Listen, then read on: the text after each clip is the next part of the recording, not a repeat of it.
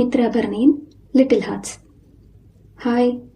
ரொம்ப நாளாக நான் எதிர்பார்த்து காத்திருந்த அந்த நாள் என் வாழ்க்கையில் வந்துடுச்சு. அதாவது நான் உன்னை விட்டு போக வேண்டிய நாள். என்கிட்ட அதிக நேரம் இல்லை. சொல்ல வேண்டியதை இப்போவே சொல்லிடுறேன். ஏன்னா இனி உன்னை திரும்ப பார்க்குற வாய்ப்பு கிடைக்காதுன்னு நினைக்கிறேன். ஆரம்பத்தில் உன்னை எனக்கு சுத்தமாக பிடிக்கல. நான் இல்லை, என் இடத்துல இருக்கிற யாருக்குமே உன்னை பிடிச்சிருக்காது. 22 வருஷமா என்னோட உலகம்னு இருந்த என் அப்பா அம்மா கிட்ட இருந்து என்னை பிரித்து கூட்டிட்டு வந்துட்டேன். என்னோட சாப்பிட்டு விளையாண்டு என்னோட படித்த என் ஃப்ரெண்ட்ஸையும் உன்னால் விட்டுட்டு வர வேண்டியதாயிருச்சு. இதெல்லாம் தான் உன்னை எனக்கு பிடிக்காம போகிறதுக்கான காரணம். ஆனால் அதெல்லாம் கொஞ்ச நாள் தான். உன்கிட்ட இருக்க உன்னோட உறவுகளை என்னோட உறவுகளாக மாற்றின நீ என் மனசை மெல்ல மெல்ல உன் பக்கம் சாச்சிட்டேன். இந்த 3 வருஷம் எனக்கு மறக்க முடியாத நாட்கள். என்னோட சந்தோஷம், அழுகை, கோபம், பயம், விரக்தி, வெறுப்பு எல்லாத்துலேயும் நீ என் கூட இருந்திருக்க.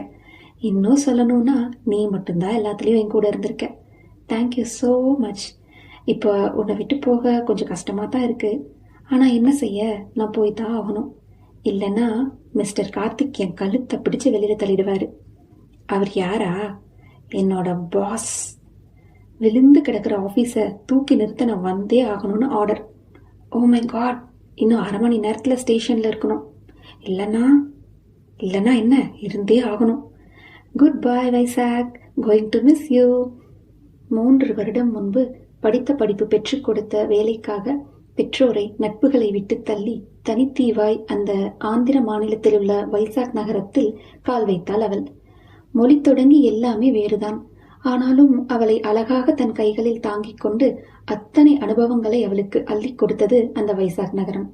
முழு 3 வருடங்கள் கரைந்து போக அவளுடைய நிறுவனத்தின் சென்னை கிளை அவளை அங்கு அழைக்க, இதோ இப்போது வைசாக்கை விட்டு விடைபெறப் போகிறாள்.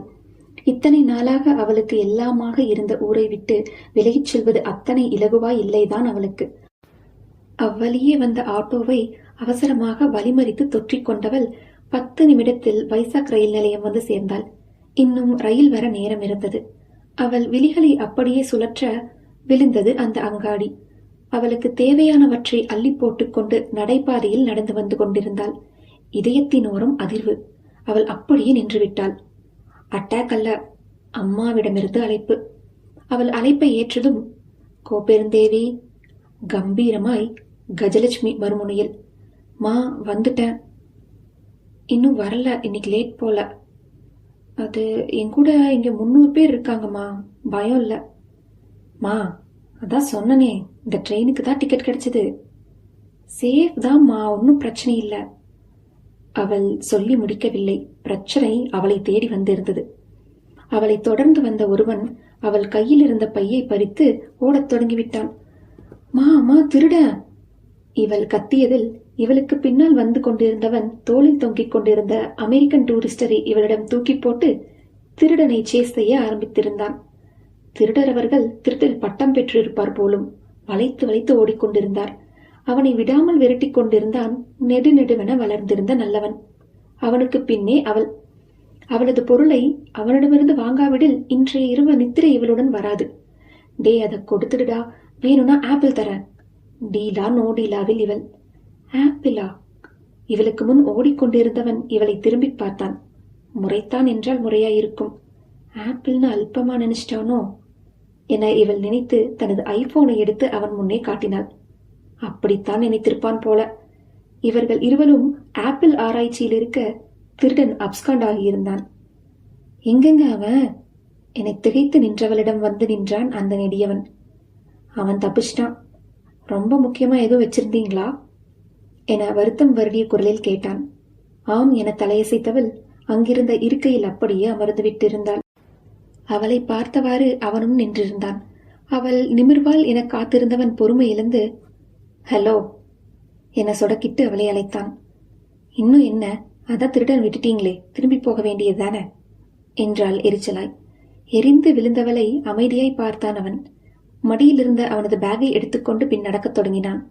கோவி, கண்ட்ரோல் யுவர் செல்ஃப் என தன்னை நிதானப்படுத்திக் கொண்டு நெடியவனை தொடர்ந்தாள். நடந்து போய் கொண்டிருந்தவன் திடீரென ஓடத் துவங்க இவளும் அவனோடு இணைந்தாள் ஓட்டத்தில். என்னாச்சு என ஓடிக்கொண்டே அவனிடம் கேட்டாள். பாண்டியன் எக்ஸ்பிரஸ் கிளம்பிடுச்சு, நான் போக வேண்டிய ட்ரெயின். என அவளுக்கு பதில் கொடுத்தபடி விரைந்தான். பாண்டியனா? ஆ, அச்சோ, நானும் என்றவள் ட்ரெயின் நகர்வதை பார்த்து அதிர்ச்சியில் அப்படியே நின்றுவிட்டாள். அவளுக்கு பேச்சும் வரவில்லை, அடுத்த அடி எடுத்து வைக்க காலும் வரவில்லை. இவள் வார்த்தைகளை செவிக்குள் வாங்கியவன் சிலையாக நின்றவளை உலுக்கி, பிடிச்சிடலாம் வாங்க என அவளையும் இழுத்துக் கொண்டு ஓடினான். இவர்கள் நெருங்க நெருங்க இன்னும் வேகம் எடுத்தது விரைவிரையில். சட்டென அவளை விட்டுவிட்டு உள்ளே தாவியவன் அவளையும் பிடித்து உள் இழுத்திருந்தான். இலைப்பார சிறு இடைவெளி எடுத்தால் நிமிர்ந்து பார்த்து அவனிடம் நன்றியுரைத்தாள். மை பிளஷர் என்றவன் கடையிடல் புன்னகையுடன் அவளை கடந்து போனான். யாரிடமாவது இங்கு நடந்ததை சொல்லியே ஆக வேண்டும் இப்போது. அழைத்து விட்டால் ஆருயிர் தோழியை. தோழிகள் இருப்பதை தொல்லைகள் கொடுக்கத்தானே. ஹே தமிழ், இப்ப என்ன நடந்துச்சு தெரியுமா? தெரியுமே இழுக்கிறாள் அவள். உறக்கம் அவளிடம் இன்னும் இருக்க வேண்டும். தெரியுமா? எப்படி எப்படி? சரி சொல்ல, என்ன நடந்துச்சு? வழக்கம் போல பாண்டியன் நீ வர்றக்குள்ள கிளம்பி இருக்கோம். அச்சச்சோ, அம்மா திட்டுவாங்களேன்னு நீ ரன்னிங், ஜம்பிங், சேசிங் எல்லாம் பண்ணி ட்ரெயின் பிடிச்சிருப்ப. தமிழின் மொழிகளில் வியந்து போனவள், எப்படி புள்ள என்றாள். இத தனடி ஒவ்வொரு வாட்டி ஊருக்கு வரும்போது சொல்லி உசுர வாங்குற என்று இழுத்தாள்.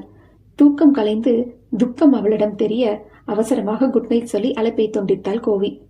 இவளது இடத்தை சரிபார்த்து வந்து அமரச் செல்ல எதிரில் அந்த நல்லவன், நெடியவன்.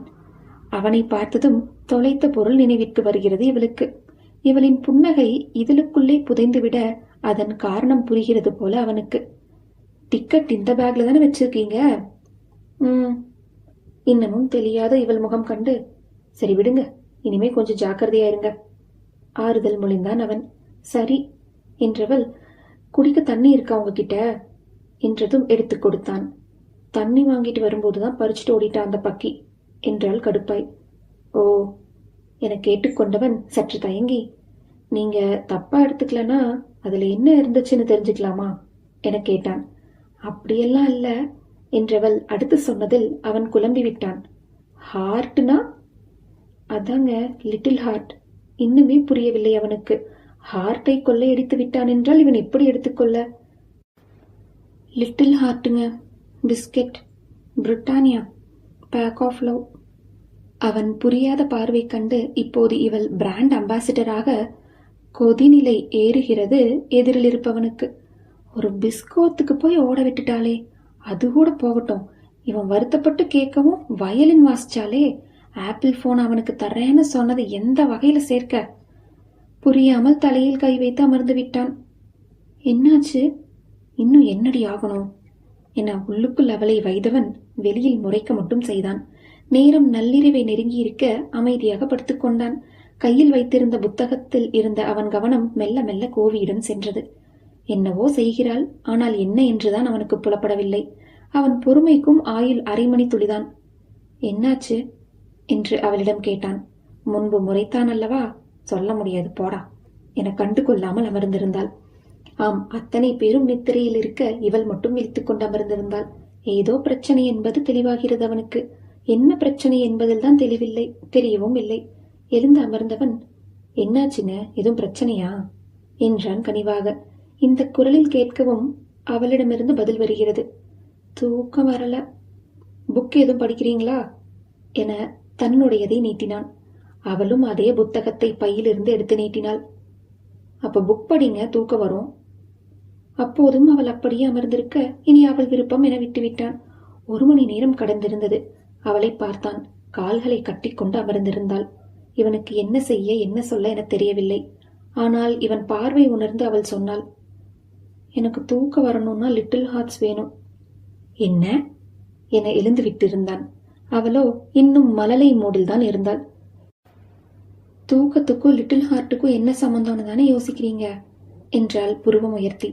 அகத்தே அறிமுகமற்ற உணர்வொன்று வந்து போனாலும் புறத்தே பாவபாவம் காட்டி ஆமாம் என தலையசைத்து வைத்தான் அவன். நைட் டைம் நான் வேற தனியா வரேனா தூக்கம் வராது, அதான் எப்பயுமே புக் படிக்க ஆரம்பிச்சிடுவேன், அப்போ தூக்கம் வந்துடும் என நிறுத்தினாள்.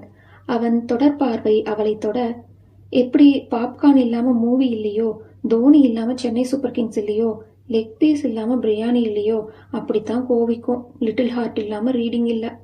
அடடா, என்ன ஒரு கம்பேரிசன் என நினைத்தபடியே கோவி என இழுக்க, அது நானே கோவி அட்கோ பெருந்தேவி என்றாள் புன்னகைத்து.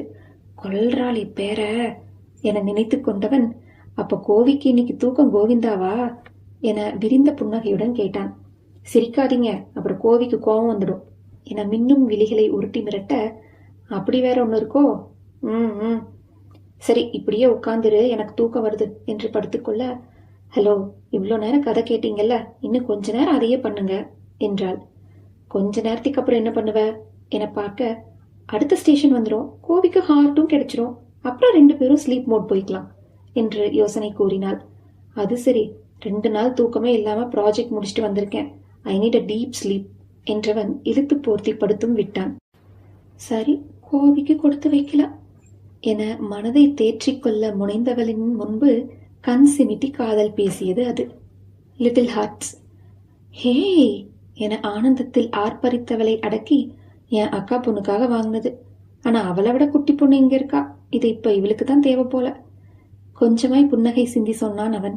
தேங்க்யூ பாஸ் என குதூகலித்தவள் குழந்தைதான் அவன் கண்களுக்கு. இருவரையும் நித்திரை நிதானமாக தழுவிச் சென்றது. அடுத்த நாள் அந்திப்பொழுதுதான் விழிப்பு தட்டியது அவனுக்கு. மதுரையா என்றவன் பரபரப்பாக போர்வையை பேகினுள் திணித்து பேக்கிங் முடித்து வெளியேறினான். செலியன் மாமா குரல் வந்த திசையில் அவன் அத்தானும் அக்கா மகளும். அத்தான் என அவரிடம் செல்ல, மாமா என அவனிடம் தாவினாள் குட்டி பெண். ஹே குட்டி, மாமாவை கூட்டிட்டு போக வந்தியா என தூக்கி போட்டு பிடிக்க, 2 கரங்களையும் கன்னத்தில் வைத்து ரசித்து சிரித்தவள், தா தா என கை நீட்டவும் தான் கோவியை விட்டு வந்தது நினைவிற்கு வந்தது. அத்தா, இதை பிடிங்க என பேகை அவரிடம் கொடுத்து அவசரமாக உள்ளே சென்று அலசினான். அவள் அங்கில்லை. மிஸ் பண்ணிட்டேன் என தலைகோரி கொண்டவனின் பின்புறம் இருந்து, என்னடா மிஸ் பண்ணிட்ட என்றார் அத்தான். ஹா என்றவன், ஹார்ட் அத்தான் என்று விட்டு நடந்தான். அவன் காரை திறக்கும் தருணத்தில் அவன் முன்பு ஆஜராகி இருந்தாள் கோவி. ஹேய் என்றவனுக்குள் இழந்த இதமும் ரிதமும். என்ன பாஸ், உங்க ஹார்ட்டை என்கிட்ட கொடுத்துட்டு போறீங்க என்றாள். என்ன? திகைத்து போய் நின்றவனிடம் நீட்டினாள் லிட்டில் ஹார்ட்டை. அதற்குள் அவனிடம் இருந்த குழந்தை அவளிடம் தாவியிருக்க, இருவரின் கொஞ்சல்களையும் சிரிப்புடன் பார்த்திருந்தான். விடை பெற்றவளிடம் கம்பெனி விவரம் சேகரித்தே விடை கொடுத்தான். என்ன செலியா, மிஸ் பண்ணிட்டியா? புரிதலுக்கான புன்னகையுடன் அவர் அத்தான். அந்த ஐடியாவே இல்லத்தான் என மறுப்பாக தலையசைத்து காரை எடுத்தான் செலியன். சரியாக 1 வருடம் கழித்து வைசாக் சிட்டியில் அழைப்பு மணியை அழுத்திவிட்டு காத்திருந்தான் நெடுஞ்செலியன். கதவு திறக்கப்படவில்லை. சற்று நேரம் பொறுத்து பார்த்தவன் பின்பக்கம் வந்தான். தரையில் கிடந்த ஏணியை எடுத்து போட்டு முதல் தளத்தில் இருந்த பலகணிக்குள் குதித்தான். அவன் அரைசாவி எப்போதும் அவனுடன் இருக்கும். அறைக்குள் நுழைந்தவன் அவசர குளியல் ஒன்றை போட்டுக்கொண்டு வரவேற்பறைக்கு வந்தான். வெறுமையே வரவேற்க சமையலறை பக்கம் வந்தான். தரிசனம் தந்தாள் அவன் தேவி. கோவி அவன் அழைப்பில் அவள் சட்டென கத்தியை எடுக்கவும், செத்தடா செலியா என 10 அடி பின்வாங்கினான். அவளோ வெட்டு வெட்டென்று வெஜிடபிளை வெட்டி தள்ளிவிட்டாள். அவனிடம் காட்ட முடியாத கோபத்தை காயிடம் காட்டிக் கொண்டிருந்தாள். கோவியின் கோபம் தெரிகிறது, புரிகிறது. ஆனாலும் என்ன செய்ய? அவன் செய்து வைத்த செயலல்லவா அதற்கு காரணம். அலுவலகத்தில் அன்றைய மீட்டிங்கில் அவளை காய்ந்து தள்ளிவிட்டான். செலியன், it's okay, leave her and give her 1 more chance என்று சீனியர் மேனேஜர் சொல்லவும் தான் விட்டான். ப்ராஜெக்டில் அவள் செய்த தவறு, அதுவும் தெரியாமல் செய்த தவறுதான். ஆனாலும் அத்தனை பேரும் அவளுக்கு எதிராக அவளை குறை சொல்ல காத்திருக்க, அவளை கொண்டவன் அவர்களுக்கு அந்த வாய்ப்பை கொடுப்பானா என்ன? அவனே அந்த வாய்ப்பை எடுத்துக்கொண்டான். அவன் பார்வையில் அவன் செயல் சரியானதுதான். கோவிமா கொஞ்சம் கொஞ்சல், கொஞ்சம் கெஞ்சல் அவன் மொழிகளில். அசர மறுக்கிறாள் அவள். ஹப்பியிலிருந்து பப்பியாக அவதாரம் எடுக்கிறான் அவன். சாரி கேட்டு அவளை சுற்றி சுற்றி வருகிறான். அதற்காகத்தானே காத்து கொண்டிருக்கிறாள் அந்த பாலகுமாரி.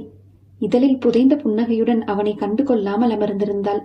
அப்போது ரேடியோவில், ஒரசாத உசுரத்தா உருக்காத மனசத்தா பாடல் பாட அவளை இழுத்து வந்து ஆடத் தொடங்கினான் செலியன்.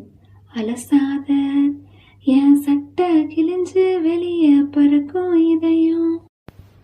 இப்போது அவன் இதயத்திலிருந்து பறக்கிறது லிட்டில் ஹார்ட்ஸ் பாக்கெட். கோவியும் கோவத்திற்கு கோடை விடுமுறை அளித்துவிட அவள் மனம் மொத்தமாய் அவன் புறம். ஒவ்வொருவருக்குள்ளும் ஒரு குழந்தை இருக்கும். அந்த குழந்தைக்கு மட்டுமென சில குணங்கள் இருக்கும். அவர் வாழும் காலம் வரை அதுவும் வாழும். குணம் மாறாமல் வாழும். கோவிக்குள்ளிருக்கும் குழந்தையை கொஞ்சிட லிட்டில் ஹார்ட்ஸே போதும் எப்போதும். அதில் தொடங்கியதுதானே இவர்களது பயணம். Little heart for my little girl என்று நீட்டுகிறான் லவர் பாய். பிடித்து விட்டாள் கோவி லிட்டில் ஹார்ட்டை. அவள் கைகளில் லிட்டில் ஹார்ட், அவன் கைகளுக்குள் அவனது ஸ்வீட் ஹார்ட். இருவரையும் தரை தாங்கிக் கொள்ள 45 கிலோ தாஜ்மஹாலை தாங்க முடியாமல் தடுமாறுகிறான் தலைவன். தரையில் அவன் தஞ்சமடைய கோவி அவனில் தஞ்சம். இருவருக்கும் இடையில் லப்டப் சொல்லும் லிட்டில் ஹார்ட்.